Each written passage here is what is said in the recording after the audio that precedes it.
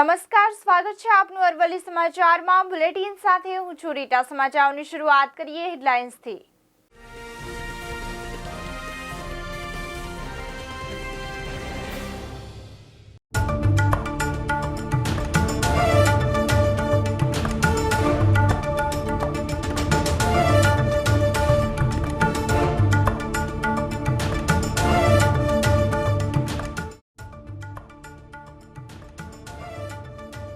આજથી રામ મંદિર દર્શનાર્થીઓ માટે ખુલ્લું. મોડી રાતથી જ ભક્તોએ લગાવી લાંબી લાઈનો. શ્રદ્ધાળુઓની ભારે ભીડ ઉમટી.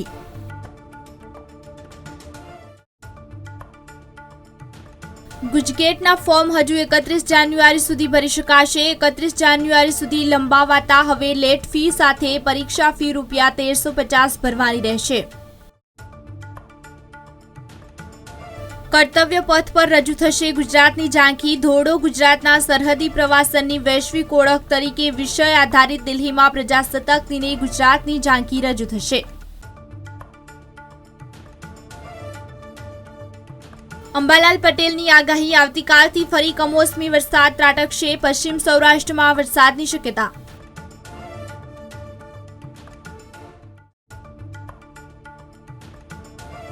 અયોધ્યામાં ભરાશે દાદાનો દરબાર. ભૂપેન્દ્ર પટેલની આગામી કેબિનેટ બેઠક અયોધ્યામાં થઈ શકે છે.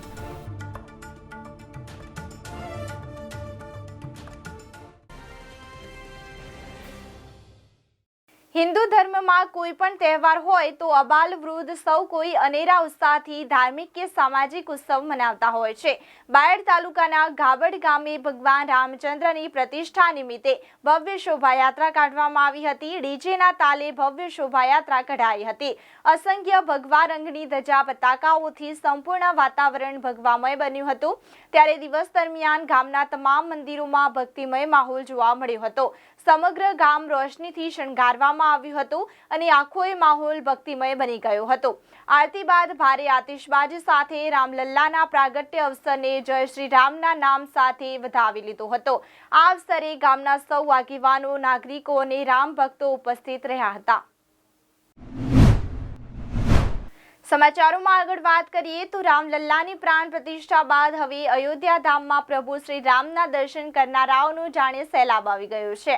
અયોધ્યા પહોંચી રહેલા હજારો ભક્તો કોઈને કોઈ રીતે જલ્દી મંદિરે પહોંચીને ભગવાન શ્રી રામના દર્શન કરવા માંગે છે.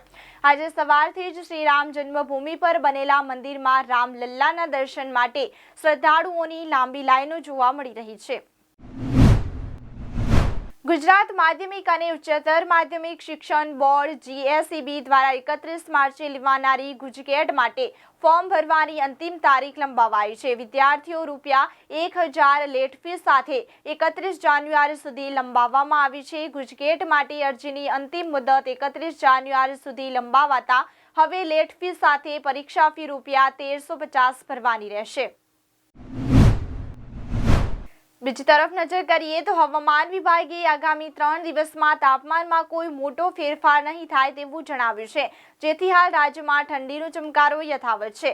ગત 3 દિવસમાં તાપમાનમાં 2 થી 2.5 ડિગ્રીનો તાપમાનનો ઘટાડો થઈ શકે છે, જેથી વાતાવરણમાં ઠંડી અનુભવાઈ રહી છે. અમદાવાદમાં લઘુત્તમ તાપમાન 13.8 ડિગ્રી તાપમાન પહોંચી ગયું છે, તો નલિયામાં સૌથી ઓછું 10.4 ડિગ્રી તાપમાન નોંધાયું છે. યાત્રાધામ શામળાજી ખાતે રામ મંદિર પ્રાણ પ્રતિષ્ઠાની ઉજવણી કરવામાં આવી તો મંદિર પરિસરમાં 1100 દીવડાની દીપમાળા કરાઈ હતી. તો સંધ્યા સમયે 1100 દીવડાની દીપમાળાથી દિવાળી જેવો માહોલ સર્જાયો હતો. તો મંદિર ખાતે મહાઆરતી પણ ઉતારાઈ હતી. તો દીપમાળ સાથે લાઇટની રોશનીથી પણ મંદિર ઝળહળ્યું હતું. તો ભક્તોમાં અનેરા ઉત્સાહ સાથે ભક્તિમય માહોલ જોવા મળ્યો હતો. તો યાત્રાધામ શામળાજી ખાતે રામ મંદિર પ્રાણ પ્રતિષ્ઠાની ઉજવણી કરવામાં આવી.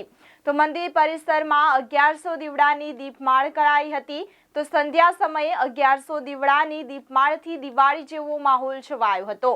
મંદિર ખાતે મહાઆરતી પણ ઉતારાઈ. તો દીપમાળ સાથે લાઇટની રોશનીથી પણ મંદિર ઝળહળ્યું હતું. તો ભક્તોમાં અનેરા ઉત્સાહ સાથે ભક્તિમય માહોલ છવાયો હતો.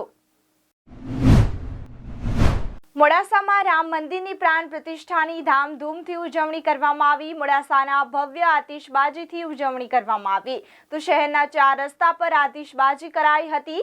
શહેરવાસીઓ મોટી સંખ્યામાં આતિશબાજી કાર્યક્રમમાં જોડાયા હતા. રામ મંદિરની પ્રાણ પ્રતિષ્ઠાને લઈને લોકોમાં ઉત્સાહનો માહોલ જોવા મળ્યો હતો. તો આતિશબાજી સમયે પોલીસનો કડક સુરક્ષા બંદોબસ્ત ગોઠવાયો હતો.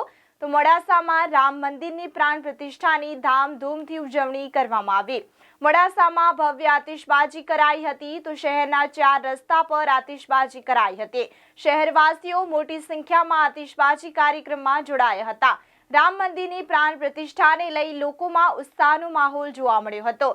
તો આતિશબાજી સમયે પોલીસનો કડક સુરક્ષા બંદોબસ્ત ગોઠવાયો હતો. બાયડ શહેરમાં રામલલ્લાને વધાવવા શોભાયાત્રા કઢાઈ હતી તો શોભાયાત્રામાં બાયડના ધારાસભ્ય ધવલસિંહ ઝાલા હાજર રહ્યા હતા. તો બાયડમાં ઠેર ઠેર જગ્યાએ રામલલ્લાને વધાવવા શોભાયાત્રા નીકળી હતી. ફટાકડા ફોડી અને ડીજેના તાલે યુવાનો તેમજ મહિલાઓ રાસ્તે રમી હતી. તો રામલલ્લાને આવકારવા અનોખો થનગનાટ જોવા મળ્યો હતો. તો બાયડ શહેરમાં રામ મંદિર પ્રાણ પ્રતિષ્ઠાને લઈ અનોખો માહોલ છવાયો હતો. બાયડ શહેરમાં મિની અયોધ્યા જેવો માહોલ જોવા મળ્યો હતો. તો બાયડ શહેરમાં જય શ્રી રામના નારા લાગ્યા હતા. શોભાયાત્રા પૂર્ણ થતા ગાયત્રી મંદિર ખાતે રામલલ્લાની આરતી કરવામાં આવી હતી. 501 દીવડાઓની આરતી કરવામાં આવી. તો બાયડના ધારાસભ્યએ આરતી ઉતારી હતી. બાયડ શહેરમાં રામલલ્લાને વધાવવા શોભાયાત્રા કાઢવામાં આવી હતી. તો શોભાયાત્રામાં બાયડના ધારાસભ્ય ધવલસિંહ ઝાલા હાજર રહ્યા હતા. બાયડમાં ઠેર ઠેર જગ્યાએ રામલલ્લાને વધાવવા શોભાયાત્રા નીકળી હતી. ફટાકડા ફોડી અને ડીજેના તાલે યુવાનો તેમજ મહિલાઓ રાસ્તે રમી હતી. તો રામલલ્લાને આવકારવા અનોખો થનગનાટ જોવા મળ્યો હતો. હિન્દુ ધર્મના કોઈ પણ તહેવાર હોય, અબાલ વૃદ્ધ સૌ કોઈ અનેરા ઉત્સાહથી ધાર્મિક કે સામાજિક ઉત્સવ મનાવતા હોય છે. ત્યારે માલપુર તાલુકાના ઉભરાણ ગામે ભગવાન રામચંદ્રની પ્રતિષ્ઠા નિમિત્તે ભવ્ય શોભાયાત્રા કાઢવામાં આવી હતી. ડીજેના તાલે ભવ્ય શોભાયાત્રા કઢાઈ હતી. અસંખ્ય ભગવા રંગની ધજા પતાકાઓથી સંપૂર્ણ વાતાવરણ ભગવામય બન્યું છે. ત્યારે દિવસ દરમિયાન ગામના તમામ મંદિરોમાં ભક્તિમય માહોલ જોવા મળ્યો હતો. ભગવાન શ્રી રામની પ્રાણ પ્રતિષ્ઠાના પાવન દિવસે સમગ્ર દેશ જશ્ન સાથે રામ ભક્તિમાં લીન જોવા મળી રહ્યો છે. ત્યારે દેશના ખૂણે ખૂણે દિવાળી જેવો માહોલ છવાયો છે. શ્રી રામની પ્રાણ પ્રતિષ્ઠા મહોત્સવ નિમિત્તે લોકો ઘરે અને પોતાના ધંધા રોજગારની જગ્યાએ દીપ પ્રગટાવી ઐતિહાસિક દિવસના સાક્ષી બન્યા હતા. કોઈ પણ શહેર કે કોઈ પણ ગામમાં રામધૂન સાથે રામધ્વજની ઝલક જોવા મળી હતી. રામ ભક્તો અનેરો ઉત્સાહ સાથે ફટાકડા ફોડી રામજીના દિવસને ખાસ કર્યો હતો. બીજી તરફ નજર કરીએ તો ભગવાન રામલલ્લાની 22 જાન્યુઆરીએ રામ મંદિરમાં પ્રાણ પ્રતિષ્ઠા કરવામાં આવી હતી. આરએસએસના વડા મોહન ભાગવત, પીએમ મોદી સહિત 6 મહેમાનોએ પૂજામાં હાજરી આપી હતી. મોદી મુખ્ય યજમાન તરીકે આછા પીળા રંગની ધોતી અને કુર્તા પહેરીને 12 વાગે મંદિર પરિસરમાં પહોંચ્યા હતા. તેમજ હાથમાં એક થાળી હતી જેમાં શ્રી રામલલ્લાનું ચાંદીનું છત્ર હતું. પ્રાણ પ્રતિષ્ઠાની વિધિ બપોરે 12:05 કલાકે શરૂ થઈ હતી, જે 1 કલાક સુધી સમય ચાલી હતી. વડાપ્રધાને ભગવાનની આરતી કરી મુખ્ય પૂજારી સત્યેન્દ્ર દાસના ચરણ સ્પર્શ કર્યા. આ પછી તેમણે શ્રી રામલલ્લાની પરિક્રમા કરી અને પ્રણામ કર્યા હતા. તો આ સાથે જ બુલેટિનમાં અત્યારે બસ આટલું જ. નમસ્કાર.